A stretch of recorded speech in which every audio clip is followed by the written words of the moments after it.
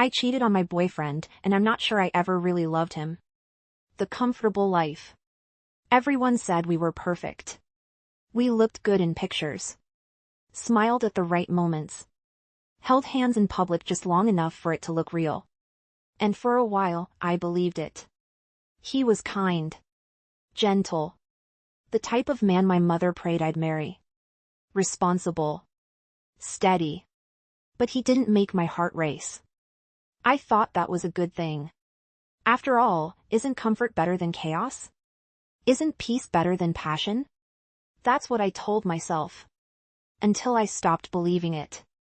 The man at the cafe. His name was Eli. I met him at a cafe I didn't even like. I only went in because it was raining. He was reading something by Camus. Had a tattoo of a constellation on his forearm. Smiled like he knew something he wasn't telling anyone. I sat 2 tables over. He looked up. Held eye contact for a second too long.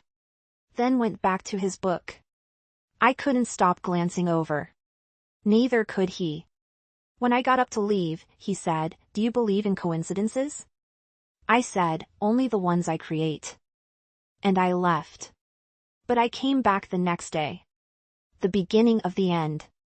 We talked. Just coffee, at first. Then long walks. Then music recommendations. Then books. Then philosophies. Then memories we hadn't told anyone else. Nothing physical happened for weeks. But the intimacy was instant. I told my boyfriend I was working late.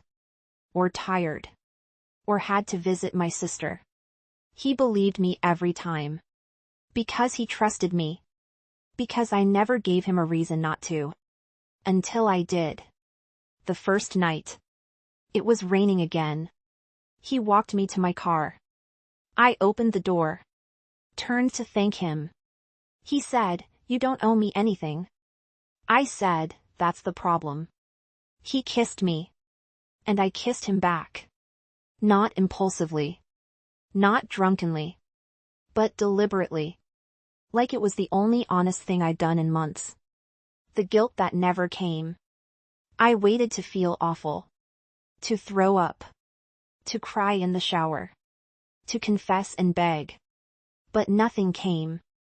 No guilt. Only clarity. Not because I was proud.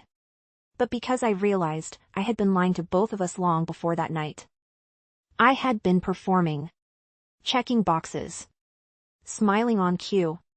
And now, for the first time, I was doing something selfishly real. Even if it was cruel. Especially because it was cruel.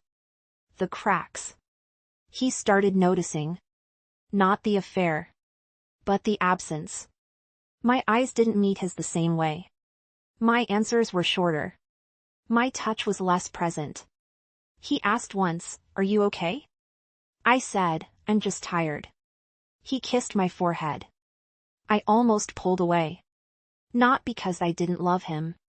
But because maybe I never did. The end. He found out on a Thursday.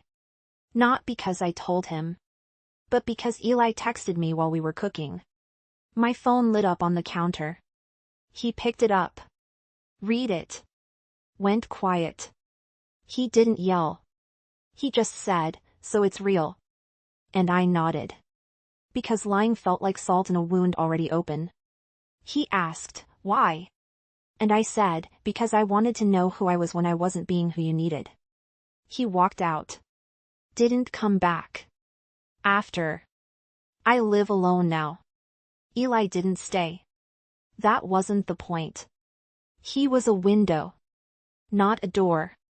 And through him, I saw something I'd been avoiding. I wasn't good at love. I was good at mimicry. At pretending to be who people hoped I was. I don't miss my ex. But I miss who he thought I was. Because she was a better person than I turned out to be. And sometimes, I wonder if that version of me ever truly existed. Or if she was just another lie I told both of us.